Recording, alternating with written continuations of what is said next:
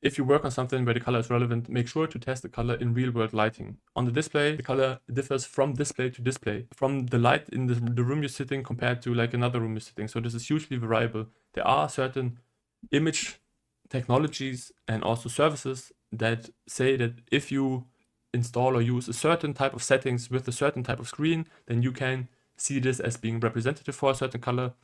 But still, that doesn't even consider the room that the display is standing in.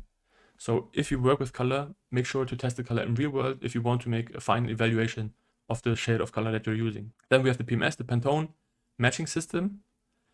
So Pantone, you probably heard of it. They always have a color of the year that they really market, and they do provide like these color binders where you can look into and see how different colors are being called, what the name is for different colors, and what the system basically is. It provides you with a tool to make sure that colors between different media and different materials is still consistent. So if you order a banner in a certain color that is made from textile and you print a poster and you want the colors to be comparable, be consistent, then you use the Pantone matching system and see how to make sure that they come together in the same way, right? So this is really useful and impactful, like also especially for printing.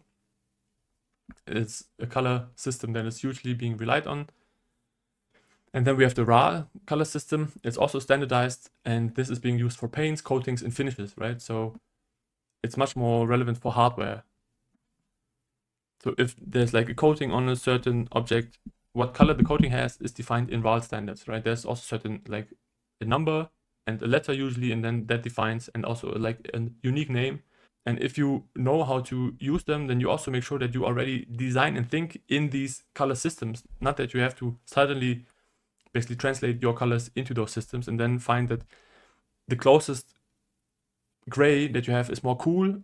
They don't match as well as they did before. So try to be aware of these things while you're doing the work with the colors.